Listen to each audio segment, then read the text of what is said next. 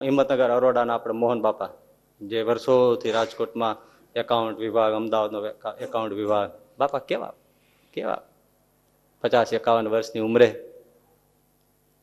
થોડા બીમાર થયા.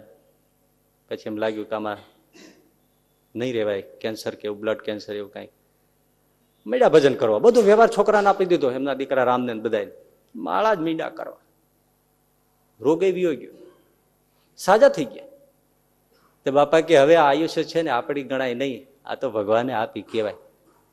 ઘરમાં વાનપ્રસ્થાશ્રમ સંન્યાસ જેવું કરી નાખ્યું. આખો વ્યવહાર છોડી દીધો, સંસાર બધો મૂકી દીધો, ધોળે કપડે સાધુ, એવા નિયમ ધર્મ, એવું એનું ભજન. એ પોતાના એ વખત જયારે વ્યવહાર કરતા ત્યારે ક્યાંકથી પૈસા લઈને ઉઘરાણીનો આવીને આવતા છે. એમાં જોઈ ગયા સામેથી કે મારા આવે છે, બધી બંદૂકે ઘોડા પર બેસી. હવે શું આ અંતરિયાળ રસ્તામાં હાથમાં કપડાની થેલીમાં રૂપિયા, શું કરવું?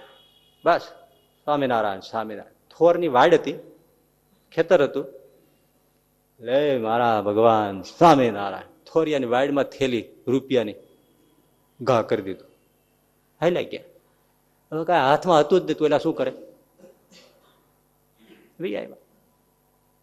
સાંજ પડી ગઈ, રાત થઈ ગઈ,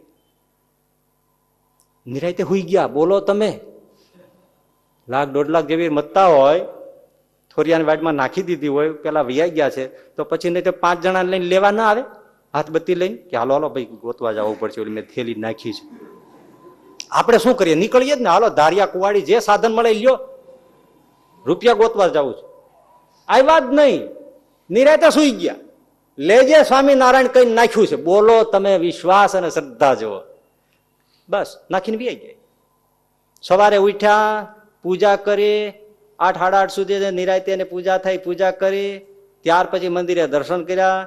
દર્શન કરીને પછી બાપા આવ્યા પૈસાની થેલી લેવા. ત્યાં તો સવારના 9 વાગ્યા હોય, કેટલા ખેતું ખેડી કરનારા કેટલા નીકળી ગયા હોય, તોય બાપા ન આવ્યા 9 વાગ્યા સુધી. અને પછી આવ્યા, ગોતતા હતા, એમાં થેલી દેખાણી, લઈ ઘરે બી આવ્યા.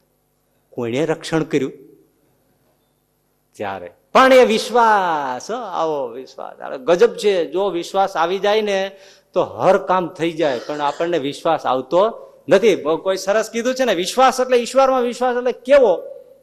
ઓહો, 1-1.5 વર્ષનું છોકરું હોય અને હવે રમાડ્યું હોય, જેને હોય એને આ ઊંચું આકાશમાં કેટલું નાખી દે, 2-4 ફૂટ ઊંચું જવા દે ને તો છોકરું કિલકલાટ હશે, નહીં તો ત્યાંથી હેઠું પડે તૂટી ફૂટી ન જાય. હે, હાવ કાચું ભરભોળા જેવું હોય, પણ એ તો દાંત કાઢે છે, કારણ કે એને ખબર છે મારો પપ્પા ઝીલી લેવાનો છે. એમ જે ભગવાનના વિશ્વાસે આંધળું ક્યાં મૂકે.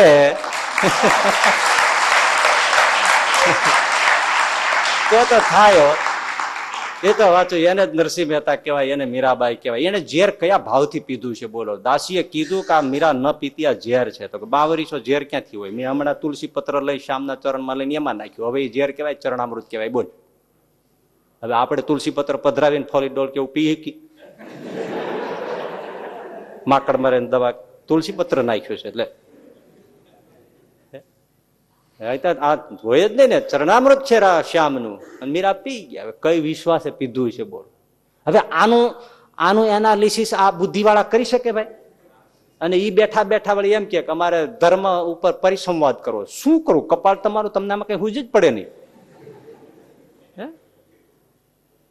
ચોખ્ખું ઝેર છે, તોડી નાખે એવું, અને તુલસી પત્ર પધરાય મીરા પી જાય, અને પી જાય ને અમૃત થઈ જાય. અને પાછી મીરા કે રાણાજીને કેજો ફરી ઝેર મોકલે. રાણાને કેજો હજી ફરીથી મોકલે. કા કે ઝેર ને જીરવવાયા મારો જીવન વાલો આવશે. કારણ કે જો તમે ઝેર મોકલશો ને તો જ મારો શ્યામ છે ને એને પચાવવા માટે દોડીને આવશે. માટે રાણાને કેજો મનની મનમાં ન રહી જાય, હજી ફરી વાર મોકલે.